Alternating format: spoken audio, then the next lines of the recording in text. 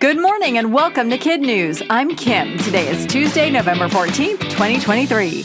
And we begin with a wayward tool bag floating in outer space after being left behind by two NASA astronauts. According to CNN, Jasmine Mobelli and Laurel O'Hara were wrapping up a spacewalk at the International Space Station November 1st when the tool bag gave them the slip. The tools were not required for their remaining maintenance tasks, but the pair ran out of time to hunt the bag down. NASA spotted it using space station cameras and determined there's no danger in letting it remain adrift. The cosmic tracking website EarthSky says the bag is currently orbiting Earth ahead of the space station and might be able to be spotted with binoculars over the next few months until it disintegrates in Earth's atmosphere. All eyes are on San Francisco and a high-stakes meeting taking place on the sidelines of a big economic summit known as APEC. President Biden and Chinese President Xi Jinping are scheduled to meet face-to-face tomorrow for the first time in over a year. The two are scheduled to discuss hot topics including trade, Taiwan, and the Israel-Hamas and Russian-Ukraine wars, all amidst a backdrop of frosty relations between the two countries. APEC stands for Asia-Pacific Economic Cooperation and has 21 global members who gather to discuss how better to spur financial cooperation across the Pacific region. According to the Associated Press, 5 of them, China, Russia, Japan, the U.S., and Australia, account for almost half of the world's trade and nearly 40% of the world's total population. There's one less Republican in the hunt to be president. Sunday night, South Carolina Senator Tim Scott told Fox News he is dropping out of the race for the GOP nomination, saying voters weren't telling him no, just not now. Mr. Scott spent millions on ads bolstering his optimistic message, but could not get the poll numbers he felt he needed to justify his run. The senator says he does not plan to endorse another candidate in the race and also brushed off the idea he is seeking to be someone's running mate, saying, "Being vice president has never been on my to-do list." NBC News is calling him Nacho Average Bear, but he sure was hungry. A fast food-loving black bear swiped a $45 Taco Bell order from the porch of an Orlando suburb a week ago, shortly after Uber Eats delivered it.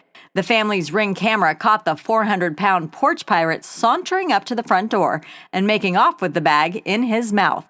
Then, a short time later, the bear came back to steal the drinks. WOFL-TV reported it was clear the bear was real and said the family's stunned reaction was caught on the Ring camera. The Orlando station reported that Uber Eats reimbursed the family for the stolen food.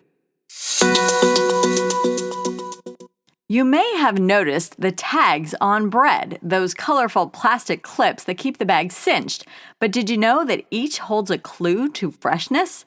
According to Food and Wine magazine, those bread tabs, also called bread buckles, signal to shoppers and staff when the bread was baked and packaged. Many grocery stores use blue for bread baked on Monday, green for Tuesday, red for Thursday, white for Friday, and yellow for Saturday. Most bakeries don't bake bread on Sundays or Wednesdays.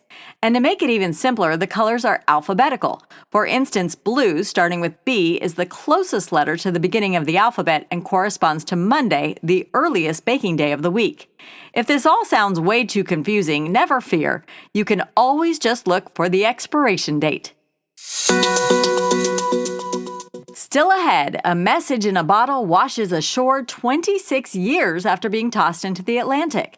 But first, a big happy 10th birthday to our superfan Arthur Layton from Washington, D.C. and Bethesda, Maryland. Arthur, your family loves your sense of humor, mad art skills, soccer saves, sweet patience, and kindness. Have a great day with Mr. Keen's 4th graders at OLOL. There's no place like Lord's. Now, today's KidNuz quiz. What did a huge black bear steal off the porch of an Orlando home?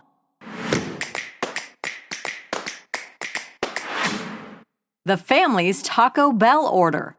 What is the name of the Republican senator who is no longer seeking the GOP nomination for president?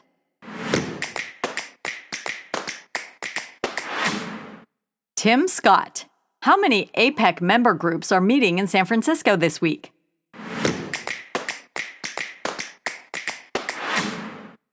21. What got away from astronauts on a spacewalk?